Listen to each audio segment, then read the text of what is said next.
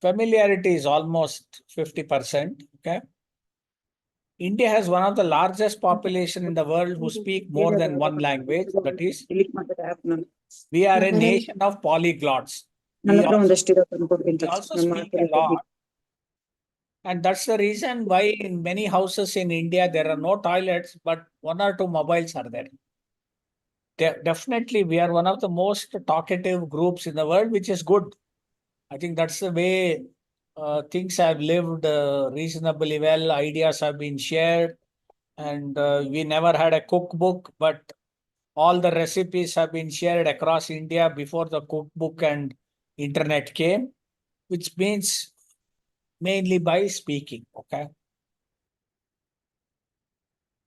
We not only speak a lot, I think we learn more languages because that way we can speak to more people, more number of hours, which is very good. Okay.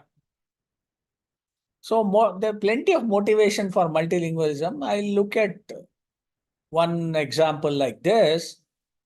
Kannada has one of the highest number of Jnanpith Award winners in any language in India. Not surprising, because you see, these are the 8 people who have won Jnanpith Award, and out of 8, 4 of them, they have won it in Kannada, but 4 of them have a mother tongue which is not Kannada.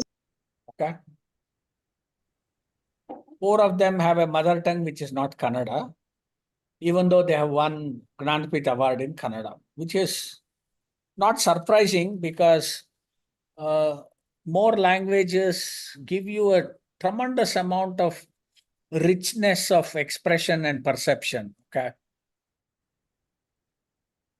Even more interesting is this case. He is blind but can speak 22 languages. He is basically a Sanskrit and Hindi scholar. Even though being blind, he has never used Braille. He is a lifelong chancellor of Jagadguru Rambhadracharya Handicapped University at Chitrakuta. It gives UG and PG education to youth with any of the 4 types of disabilities free of cost. He is author of 80 books and he was the Jnanpith Award winner in 2023. I mean, he can speak 22 languages. Unbelievable. The other motivation for multilingualism is world-renowned people. I'm sure all of you know R.K. Narayan. He's definitely world famous. He was nominated once or twice for the Nobel Prize, but didn't get it. Very famous writer in English, but his mother tongue was Tamil. He used to live for considerable amount of time in Mysore. I had met him. I had gone to his house because his grandson was my college mate. A very interesting person.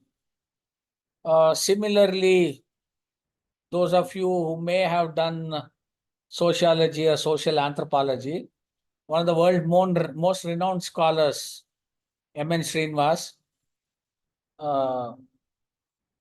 again, his mother tongue is not Kannada, even though he's become very famous social anthropologist in English. The world's greatest statistician, Professor C.R. Rao, who died last year at age 102 or 103. Of course, he was born in Ballari, influenced, but mother tongue is Telugu, but became world-renowned statistician. So all of them have a different mother tongue, but they have done wonderful expressions in other languages. Of course, none to beat Bhimsen Joshi, who's basically Marathi, Kannada, but sung his songs and kirtanas in a dozen languages. Even more interesting are these people. Tagore got his Nobel Prize for the work because it was translated to English by Yeats. And those days, there was no Nobel Prize for people who wrote in non-English literature. That rule was changed. And one of the world's greatest writer of all times, Leo Tolstoy, never got the Nobel Prize. And of course, his original writing is in Russian, but his English translations have influenced the whole world. People know Lata Mangeshkar, who's probably sung in 18 or 20 different languages, totaling about 40,000 songs. Okay. Her mother tongue, of course, was Marathi. But this is also very interesting. This author never got the Nobel Prize. He was waiting for Nobel Prize for almost 40 years because after that they changed the rule and he got the Nobel Prize very early, as soon as they said even non-English literature can get no. This is famous Spanish writer Gabriel Marquez. So we must realize different languages have power. More number of different languages give you a depth and versatility which very difficult to match. Okay? So why multilingualism? Critical mechanism to understand, communicate, and transact with others, which also gives you different culture and knowledge system. Only way to learn the knowledge system is to learn the different language. Okay. It enhances the knowledge system of everyone when interaction, assimilation, integration of diverse and richer thoughts and experiences and perceptions happen. Like I gave the example. The Arabic traders learned decimal number calculation from the Indian traders. They used that with the European traders. And to facilitate that, they translated Hindu numerals in Sanskrit to Persian. And that went to Latin. Latin went to other European languages. Today, the decimal system is used all over the world. If there is one knowledge which is used all over the world, it is the decimal system. Okay. For example, today, chutney, words like chutney, catamaran, they are Oxford English Dictionary words now because there is no equivalent of chutney in the early English. And so is this beautiful boat called catamaran, which you find in the coast of Tamil Nadu very frequently. Okay. So it's not necessary that our own language has the best expression for human thought. For example, the word prayaschit. It's very difficult to get an equivalent word in English or any other language. So every language has some really exceedingly superior words which give you the correct meaning and human expression for human feeling or human emotion, human thought, whatever. Human thoughts and emotions transcend language barriers and needs to be bridged. So multiculturalism through multilingualism. That's the key thing. That's really what has kept India so far. Okay. Even though there are issues, I'll come to that. Okay. Look at two interesting examples. This is a place where I stay, Mysore. So almost all railway stations have 3-language depiction. The local language, Hindi, and the English. This is even more interesting. It's not that ours is the only challenging thing. This is in 4 languages: English, Chinese, Tamil, and Malayalam. Okay. So Singapore has 4 languages. Canada has 2 national languages, French and English. We have 15 languages. So that way it's very difficult to beat us. Okay. Even more interesting examples. Look at the famous marriage between Helena and Chandragupta. I don't know what they were talking because Chandragupta did not know any of the West Asian or Central Asian language. She did not know Prakrit or Pali or even Sanskrit. So I don't know how they managed, but I'm sure quickly they would have learned something. The other interesting thing is the 2nd century inscription near Vidisha, what is called the Besan Vestnagar inscription. Language is Central Western Epigraphic Prakrit with few Sanskritized spellings. Script is Brahmi of the Shunga period.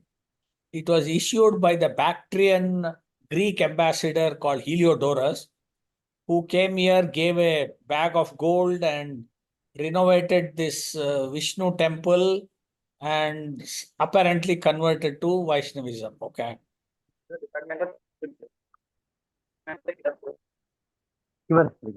So now that we have a glimpse of different languages, what is the power of multiple languages, etc., let us look at advantages and disadvantages of multilingual.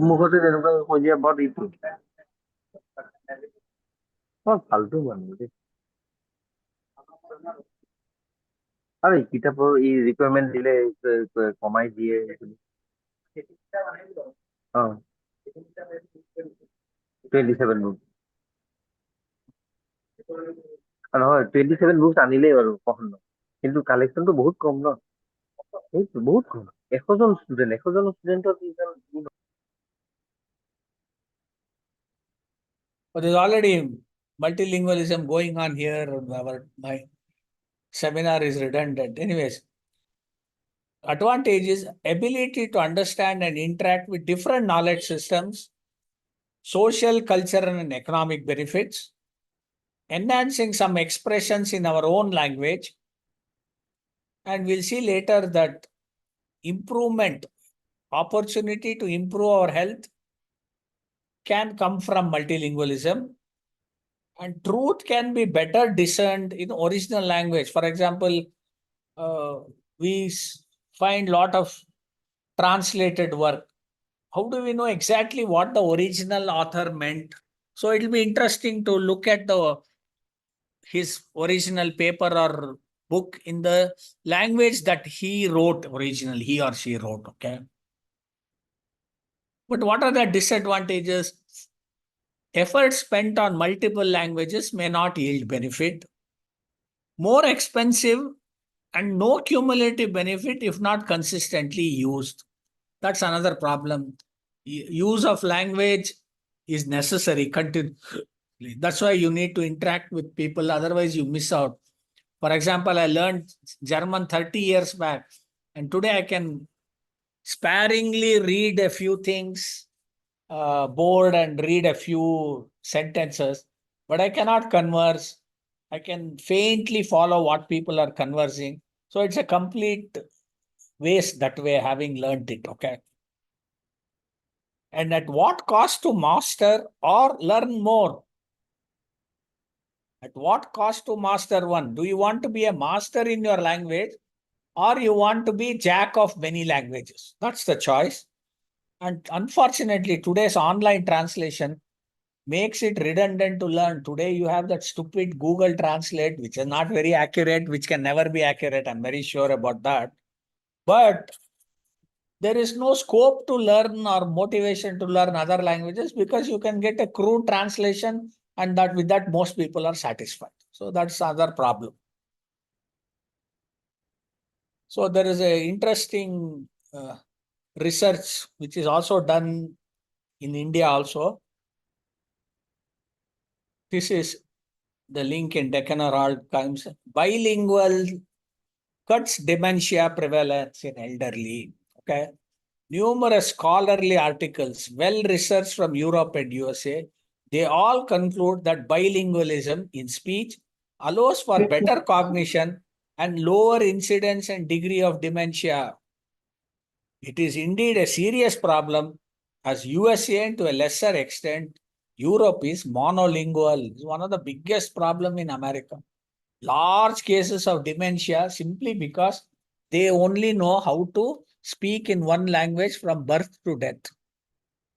What happens is when you speak different languages, different muscles in the cheek and brain parts activate. That keeps the facial muscles and the brain little more sharp and active. So speaking only one language lifelong is quite monotonous and many other muscles and other parts of the neural architecture don't get triggered. So slowly with age, dementia sets in. So it's a very conclusive statistical evidence that people with multilingual skills have a lower incidence and a lower degree of dementia. That's why you don't see too many dementia people in India, even if they are 90 years. In fact, I interact with one interesting person who is perhaps the world's best in IKS here in Mysore. My uncle is 95 years. He speaks so well even today. Of course, he speaks 5 or 6 languages, but he's so scholarly. Even today, he does research. He's probably a better researcher than many of our young researchers pursuing their PhD. So active, so alert, so clear, so coherent. There's absolutely no sign. In fact, we feel weaker than him, and he's 95 years. Okay. So this is the problem. We have to make sure that multiple languages are adhered to. Now back to the language issue. How did these languages evolve? Because talking has been for quite some time. Script is very recent. So any difference between spoken and written form? Yes. 90% of the languages in the world are only in spoken form. They have no script. For example, now here in Karnataka, Sanketi, uh, Konkani, then Kodava language, all of them have only spoken form. They have no script. And in India, there are 400 odd languages with no script. Okay. And the another remaining 200 odd languages use a script which is either Devanagari or Dravidian script. Okay. Question, is there one source for all languages? Yes and no. More yes than no, because there is no 100% conclusive proof, but definitely there are strong indications of how it might have been. Specific to India, what can we say? Have other knowledge systems faced such issues? How did they solve when they had this? For example, languages have been part of human evolution, quite recent on time scale. Script is very recent. It happened only yesterday evening. Okay. In the time scale, it is like very recent. Spoken languages have been there for a few thousand years. Okay. Or maybe even older. Even more recent is writing. We need to understand different phases of evolution to understand this. So let's go back in time. This is the famous human migration, which also is small doubt, but more or less anthropological and genetic studies have shown that we all have come out of Africa, okay, in various phases. The earliest being about 2 million years, and then the more recent about 60, 70,000 years back, okay. So about 70,000 years back, the last of the, so Neanderthal is extant, this is extant, Homo erectus. So what we have is Homo sapiens, okay? And you can see only in the last 15 to 20,000 years, North and South America were populated, okay? So the evolution of language is interesting to see that compared to present time and about 6 billion years back, we have various skulls which show the volume of brain. And today, the sapiens have the largest volume, which means here is Homo erectus with almost 60% of the volume of present brain. So one thing is a fact, the brain has evolved more in structure, also in volume over the years. And that is correlated with the following. You can see here, this is the language diversity. You can see here how diverse the language diversity in Asia is. Southeast Asia and a little of the Pacific Islands. Africa is tremendously rich. Europe is so-so. Central Asia is okay. South America, not much. North America, not much, or Central America. North America, very less. Okay. So you can see predominantly, I think the tropical climate has built life better. Better DNA, better culture, diversity, because the tropical climate affords tremendous amount of geographical and flora and fauna diversity. It's also happened that we have moved from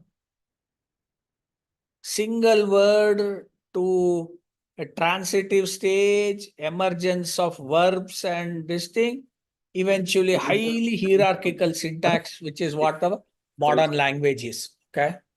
ಇಲ್ಲ This ಇಲ್ಲ has ನಾನು also, ನೋಡ್ರಿ ಮಧ್ಯಾಹ್ನದಿಂದ attend ಆಗ್ಲಿಲ್ಲ ಈಗ ನೆನಪಾತು.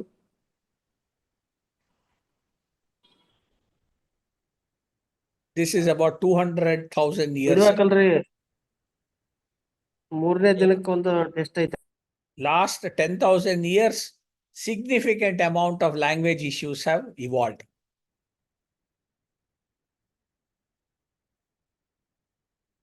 Now, what has happened? The cognitive skills of humans, mainly by the complexity of the brain evolution, has related to this. Okay. So you have more complex languages today than what it was earlier. And you will see that even in South India, Tamil and Malayalam have less complex structures than Telugu or Kannada. So changes in brain and cognition increase social complexity. You now have to live with neighbors who are from different language or even different country. Now you need read an English newspaper in the morning. All this has happened. Also increased juvenile period. See, in hunter-gatherer society, it's very difficult for mother, particularly father, to spend time with children. Today, we spend so much time with children at home in the first 5 years. We are attentive, we reinforce, we teach them 100 things. That doesn't happen in other mammals. In other mammals, as soon as the baby is born, maybe for few weeks it will suckle. After that, it is autonomous and independent. It has to learn on its own. Whereas here, we spoon feed till their 5th standard. And now, of course, with IIT, JEE and all, spoon feeding is done even when children are in college. Okay. Increased parenting behavior, teaching through input enhancement. So this is what has led to more complex languages being handled. And you can see a good example is English, which we are talking. The very early English is around 200 BC, came from Celtic background. Okay. Then when Rome occupied, they introduced Latin there. When Anglo-Saxons, the Germans included, invaded England, they put in their words. When Vikings invaded, they put their words. When Normans invaded, they put their words. Finally, in Renaissance, all the European languages, French, Latin, Greek, and Italian got mixed. And then when they colonized other parts of the world, words from Hindi, Persian, Arabic, Turkey, Malaya, American, everything came. So today's English is so different from the English of, let's say, even Shakespearean time, much less the early. It has happened. All this has happened. Trade, commerce, colonization, interaction, all this has led to enriching of languages and introducing of new words and vocabulary. So can we map some of this issue? What influence Greeks had on languages? What about Romans? What have Persians done on language? What about Sanskrit? What about Dravidian languages? What about numerous languages that have no script like Kodava, Konkani, and Sanketi? Are languages imposed? How is governance connected with languages? Some of these questions will be. For example, court language became Persian. Suddenly, as soon as the Delhi Sultanate came, the court language changed to Persian. It remained Persian for 700 years, making life miserable for common people who did not know Persian. In fact, even the common people in the Mughal court did not know Persian. In fact, when Ibn Battuta came from North Africa, he was immediately appointed as the Chief Justice of the Muhammad bin Tughlaq's court because he knew Persian very well. Same thing happened in Mysore. When Hyder Ali and Tipu Sultan usurped the Mysore kingdom, within 6 years, they made the court language into Persian, and even they did not know Persian. The kings themselves did not know Persian, but they made Persian the court language. And so one or two who knew Persian played havoc. Even today it has happened for last 150 years where the court language is English. All the people who are illiterate, who put thumb impression, they have lost so much money and other things. The advocate says, okay, you sign on this petition. If things go well, you will get only 20% of the money. Otherwise, that also you will not get. And he will pocket the 80%. This has happened so frequently. Okay. English was the court and administrative language from 1825 till 1947. It still continues. Puducherry and other places had French, and Goa had Portuguese as official languages. China is facing a more serious problem because they have no English base and they want to deal with Western knowledge. In fact, the number one job in China is to be an English language trainer. Very, very high salary is paid if you are a good English trainer, not a teacher, trainer. So there are a lot of people, Britishers, who have gone there, and it's almost like doing English tuition. They are living very well. Okay? So it is not very 100% accurate, but it's reasonably well documented that around 4500 BC, which is approximately 6,000 years back, 6,500 years, you had a Proto-Indo-European language as a root of all languages. Okay. From there, all these came: Italic, Armenian, Albanian, Germanic, Celtic, Anatolian, Indo-Iranian, and Balto-Slavic. These groups are related to each other. These are related to each other. Okay. From there, it went to Hellenic, went to classical Greek. From there, it became the modern Greek and stopped there. Very interesting. The Albanian language never evolved. So is the Armenian. Whereas this Germanic split to and then it became all this, etc. And finally English. Here, the Indo-Iranian split to Indo-Aryan and Iranian. From Iranian, the Eastern Iranian is the Pashto, which is spoken in Afghanistan also. Okay. The Western Iranian went to Old Persian, Middle Persian, Parsi, and Kurdish. The Indo-Aryan went to Vedic Sanskrit, which was oral. You had a classical Sanskrit, which was written. The more popular common form became Prakrit. From Prakrit came Marathi, Sinhala, Odia, Bengali, and Bhojpuri. That is main branch is Magadhi. Central Indic split to all that. Then later is Hindustani. From Hindustani is Hindi. Hindi is one of the most recent language, Hindi and Urdu.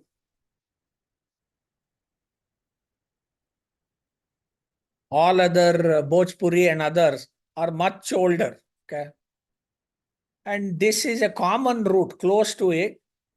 So the Latvian languages, the North Europe, Scandinavian country and other things, plenty of them have very common words with us.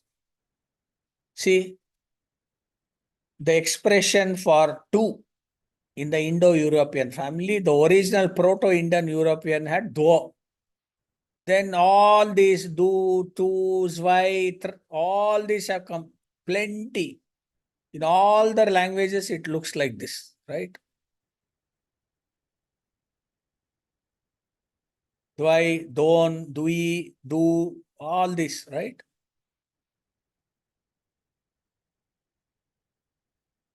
So these are the ideas with which they go back and say, okay, there must have been a mother language to all this. And you see the Indo-European languages, Sanskrit is Dvi, Serbian is Dva, English is two, Sanskrit is Tri, Serbian is try, English is three. Very similar. So linguistics is a very interesting but a very challenging subject to make sense. Okay. So that's why many Russian words look very similar to Sanskrit words. Okay. But there has always been a need to communicate in more than one language. So one of the first evidences for bilingual writing, perhaps a translation in 2000, this is in script is the same, but two different languages. Same script, but notation done in two different languages. Meaning, we also had very interesting, huge, you see this huge inscription on a rock face in eastern Turkey, dating to King Xerxes in between 516 and 485 BC. It is written in Old Persian, Alamite, and Akkadian language, but the script is same, cuneiform script, but three different languages. More famous of three different languages is this, which is there in British Museum. This is the famous Rosetta Stone, with which this French linguist Champollion was able to decipher hieroglyphics. Till then, nobody understood what hieroglyphics was, but this stone helped him. What is interesting is this stone has three messages. All the messages are the same, written in three different languages. The lower one is Greek. The middle one is Demotic, which is the language of Jesus Christ. And the top one is hieroglyphics. So he knew little of this and he knew little of this. He got other scholars who are experts in this. With the help of these two, then he said, okay, this meaning is the same because it is written in different language, the same meaning in different language. He compared and then he said, okay, this must be the same meaning message. So he slowly deciphered, and soon in few years' time, he had a complete basic dictionary mapping of hieroglyphics to these languages. So that's the way hieroglyphics was deciphered. But what is interesting is Indus script is still not deciphered completely, even though very good efforts are being done in recent time. So Indus script is the only one which is not fully deciphered yet. So look at the interesting thing in 2nd century Athens. Library, it says library is open from sunrise to noon. No book is to be taken out, which means you have to go sit inside and read. And you have to put on a oath saying, I will not take the book out. I think it's very necessary because even today, pilferage from libraries in India are quite a lot, even though number of people going is very less. So trade also allowed language to spread. So the ancient Silk Route and the Golden Road that I mentioned in the morning, it definitely, see, if you have to trade, you need to understand the other's language. At least working knowledge should be there. And that's exactly how, if you look at Islam came to India approximately 1000, about 800 years before Islam came to North India, because Islam came through trade. You have the second oldest mosque in the world in Kerala, not in Arabia. Okay. And Christianity came to west coast of India just about 50 to 100 years after Jesus Christ.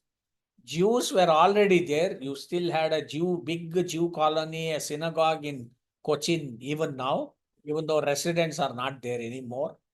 So people have been coming and they share their language, customs, rituals, and other things, and they take things back from here. So there's a very interesting Greek inscription. It's called the Rabatak inscription, done in 133 AD. It is now in other side of Hindu Kush mountains in Afghanistan, dating back to Kushan period. And there is inserted text mentions Hindu god Mahasena, other things. But this inscription is interesting because it also mentions the following. This is that Rabatak, where close to Hindu Kush pass, mountains and pass.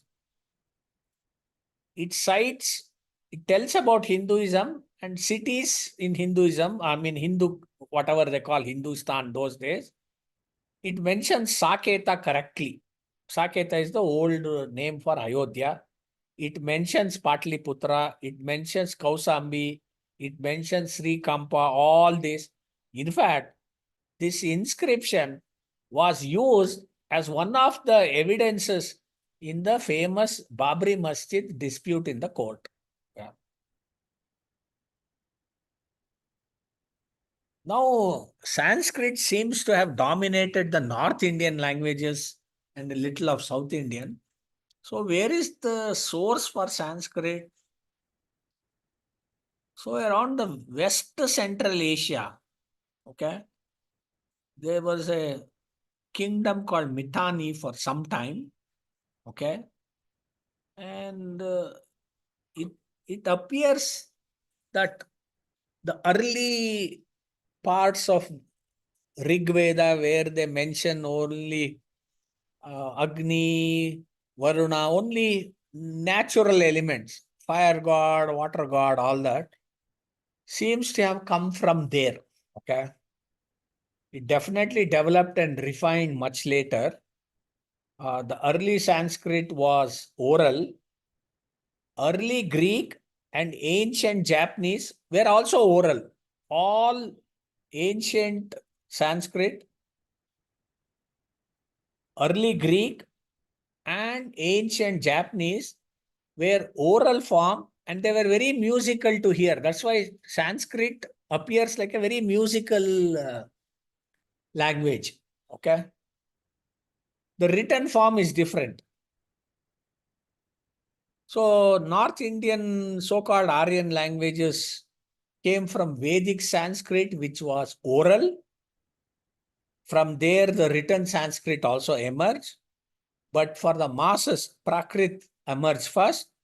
And then the Western, the Maharashtrian, the Magadhi, then the Shauraseni, which is the Saurashtra side, all this split up over many years. Okay.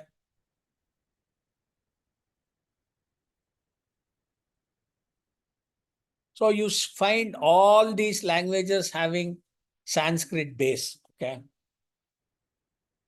And it probably got customized with some of the local dialects from tribal groups, all that, which cannot be ruled out. Okay.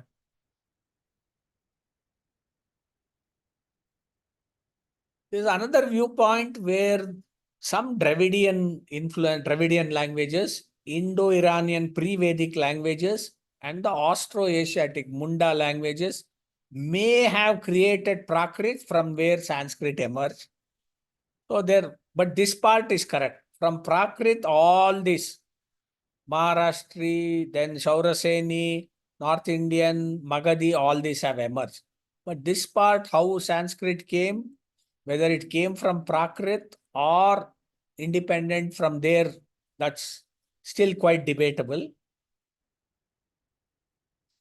So there is always a debate between oral and written traditions.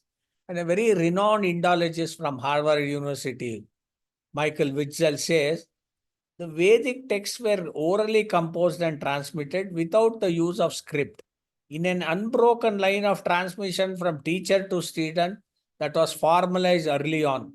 This ensured an impeccable textual transmission superior to the classical texts of other cultures, which was in writing form. It is, in fact, something like a tape recording of the content between the years 1500 to 500 BC.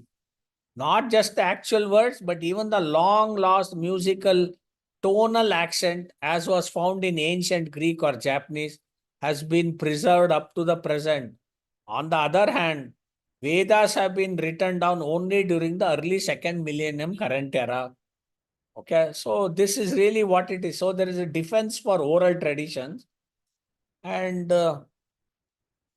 one of the earliest script you get in India is what one calls the Ashokan inscriptions on stone, all across his kingdom, particularly the far corners of his border. Two things that you see in Karnataka is one at Maski and other at Brahmagiri. I have gone there and clearly mentions the name beloved God, that Ashoka, all that. So this script is Brahmi script. It appears to be the mother script for all the Devanagari script, this thing. The Dravidian too, but there is again contention there. Okay. And what is the link of these with other, after all, writing suddenly did not emerge here. There were earlier writings in the West Asia. So these are the various things. Modern contemporary in English. This is the Roman. This is the Greek. This is the Phoenician. Okay. And how these things have developed in Brahmi today, how it appears. Okay. So there is definitely strong connection between modern English, ancient Roman and Greek scripts. So are the Phoenicians. For example, this is a ulta sideward A. If you rotate it by 90 degrees, it will look like one of these only. Okay. So this is the way things have evolved over few thousand years. Devanagari script, however, developed between the 10th and the 11th century current era. Okay. So it's about 1000 years.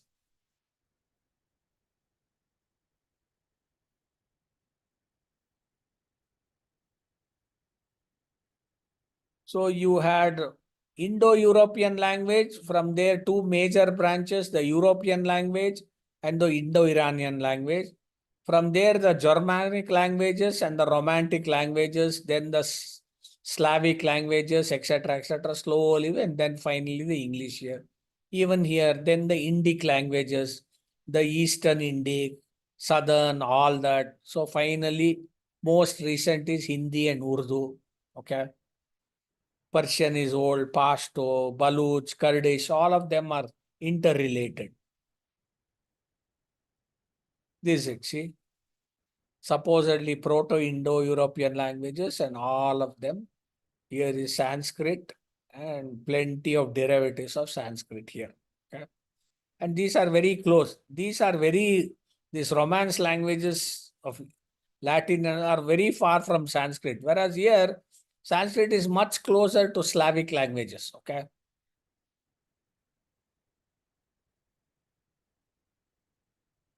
So the names of writing script used by India's 22 scheduled languages. All these people use Devanagari Hindi and respectively Marathi, Oriya, all that. Okay.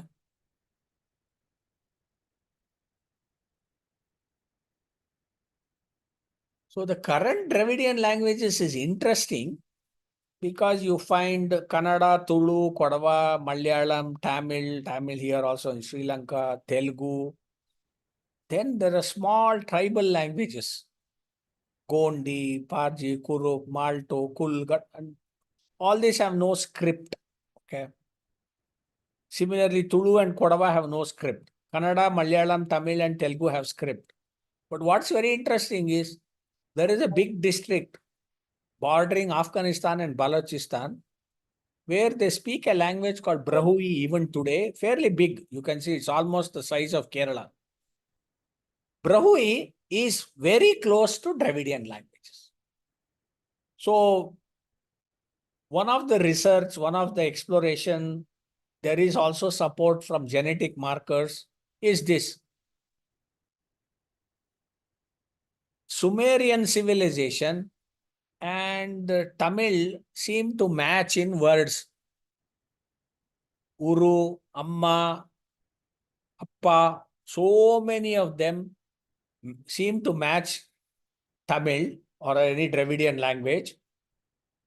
And a new theory is perhaps even earlier to Proto-Indo-European language, they may have been a Proto-Dravidian language 10,000 years back.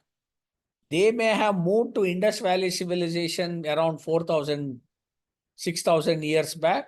And when the Indus civilization partly collapsed. They may have moved south, and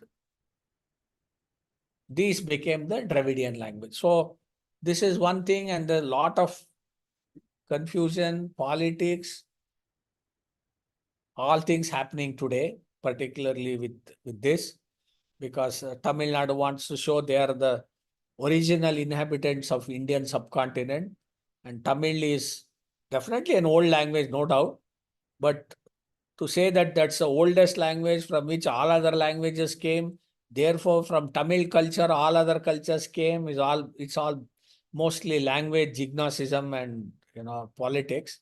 We will not get into that. So you had a Proto-Dravidian language which split into Proto-North, Proto-Central, Proto-South. Then the Proto-South had two, South Central and this. And from Proto-South you had all this Toda, Skota, Kannada, Tulu, Tamil, Malayalam. Then from other thing, Telugu, Gondi, all these are Bastar level, Bastar languages. Okay. So Proto-North Dravidian had Brahui. Okay. There are also other Malto, Kuruks, which are all very similar. Okay. So this is about today 220 million people speak Dravidian language, and the remaining speak Devanagari languages. Okay. So from Proto-Dravidian, you may have Northern Dravidian, Southern Dravidian, and Tulu split very quickly. That's the reason why it doesn't have a script. You will see script emerging as the language evolves further. Then you had a Tamil Kannada, this thing. From it, Toda and Kota came out. Kannada and Kodagu split. Kodagu split, it had no this thing. Later, Tamil, Malayalam, and Irula, which are more common. Okay. So this is some mapping, genetic, linguistic, so many things. And not surprising, the model for all the languages was done here in India. So the minimal language is finite, then the regular language, deterministic context-free language, non-deterministic, unambiguous context-free, unambiguous context-free, inherently ambiguous, context-free languages, context-sensitive languages, which are all ours, recursively alphabet. So this is somewhere here is what one calls the computer languages. Okay, somewhere here these are the regular languages. These are languages with script. Okay, so this was done by Panini himself. Okay, 2,500 years back. But today, what's happening is not only interesting, in some sense disturbing. You have all this chat GPT and other things come. They all use what is called LLM, large language models. Okay, they use a deep neural net to do this. And this is what Google uses for online translations in chat GPT, all that. So for example, you have Hindi and you train the model with Hindi sentences, script and other things. Then you have a decoder which can map this to English. So this is how Hindi to English translation happens online. Similarly, you can do English to Marathi, but using that, you can do Hindi to Marathi. So this is really what is happening. So now today, you are given a recipe of translations that are available, etc., etc. Most of it is not accurate, but there is no other way to make it more accurate than to provide richer sentences in native languages and train the model in native languages. That's the only way. But this is already started, not a good sign, which means eventually all I need to know is one language and I can get answers in any other language. And when they speak in their language, I know how to hear in my language. So you may have in another 4 or 5 years a phone where you will have two buttons saying one button which language you speak, the other button which language you want to hear. Or suppose you are talking to a Russian, you can speak in Hindi and say it must be conveyed in Russian. And that fellow will press a button saying, I am speaking in Russian, but I want the phone to be heard in Hindi. And that's it. You speak in Hindi and listen in Hindi. He listens in Russian, speaks in Russian. Somehow the transaction happens. So it's a little scary.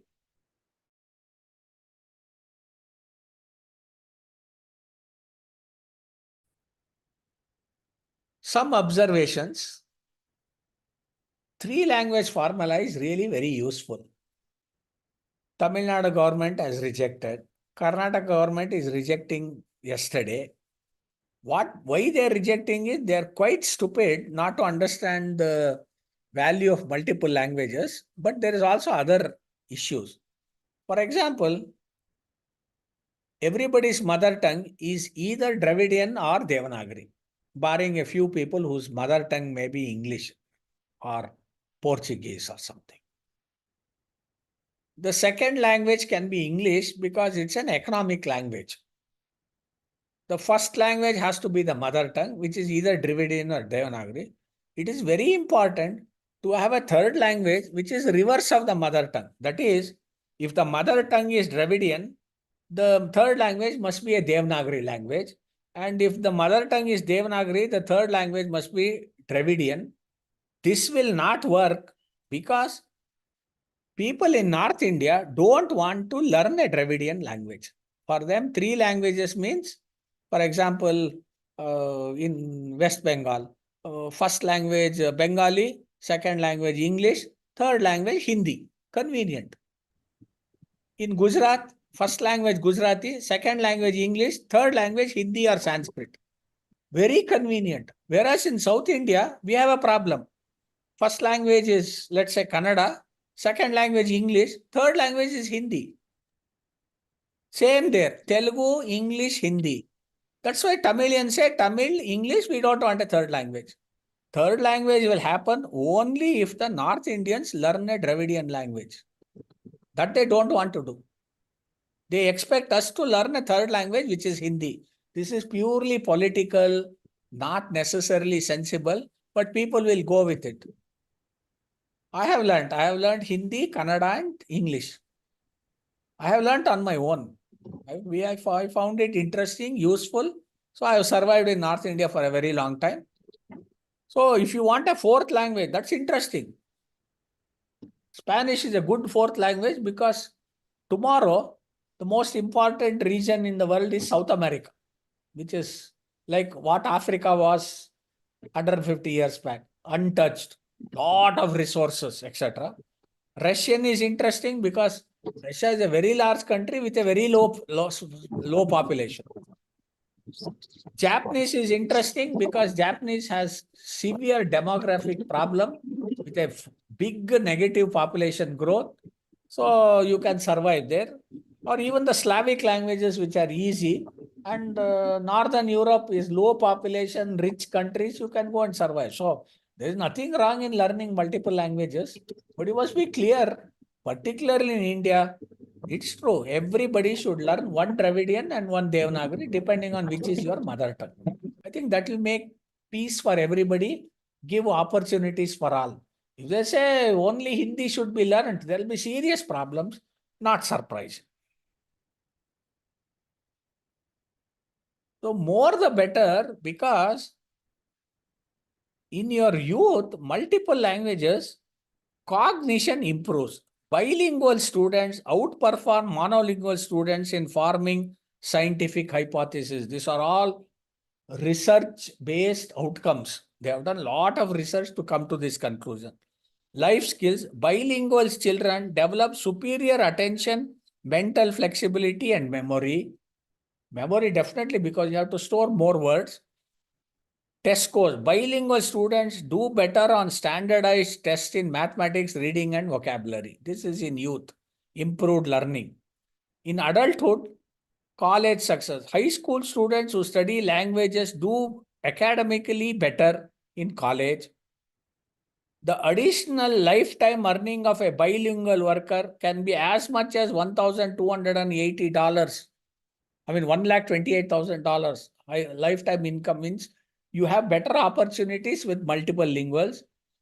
Employability, 88% of the job recruiters say speaking more than one language is critical to business success, which is now true here. In the hospitality industry, everybody wants English and the native language. You see that in entire hospitality industry, which is one of the largest employing industries, okay? Then at health related to, so good better learning, improved career, better health at mature. Bilingual adults who get Alzheimer's disease suffer less brain damage if they have multiple languages. Bilingual adults are twice as likely to retain full brain function after a stroke. Longevity. Onset of Alzheimer's disease is delayed by 4 to 5 years with bilingual patients. So this is more or less the complete interesting research-based outcomes. Okay.